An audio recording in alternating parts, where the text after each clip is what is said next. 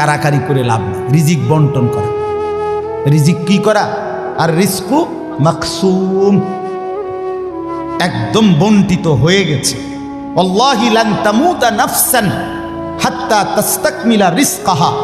আল্লাহর নবী বলেন, আল্লাহর কসম, একটি আত্মা, একটি প্রাণ মৃত্যুবরণ করবে না কোনো আত্মা তার জন্য বরাদ্দকৃত রিজিক পূর্ণ না করে।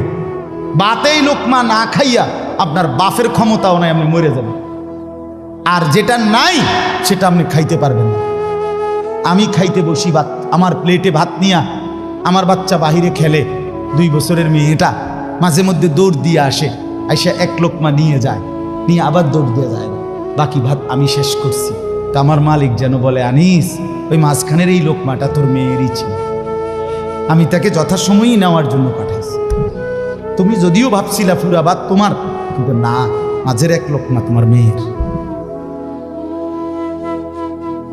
হ্যাঁ, রিজিক বন্টিত হয়ে আছে, রিজিক বন্টিত হয়ে আছে। ইন্না রাব্বি ইয়াবসুতুর রিজকা লিমান ইয়াশা ওয়া ইয়াকদির।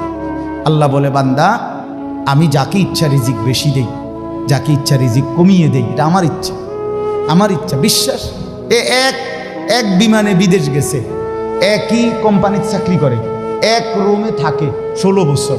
আইবার পরে আমার পরিচিত একজনে বাড়ি গাড়ি অনেক কিছু করছে, আরেকজনে 16 বছর পরে আইবার সময় আরেকজনের থেকে ফ্যান হাওলাত কইরা তো ফিন্দাইছে। একবার সত্যি নিজে কইছে, কজুর এই ফ্যানটা আরেকজন তে লই আইছে। এক রুমে থাকছে, এক রুম, এক দেশে। এমন হলো কেন? ফায়সালা কোথায়? আরে ফায়সালা কোথায়? এটা বুঝতেই হবে বাপ, এটা বুঝতেই হবে। দুনিয়া নিয়া কারাকারি না, দুনিয়া নিয়া কারাকারি না, দুনিয়া নিয়া কারাকারি না, দুনিয়ায় সেই যাবে।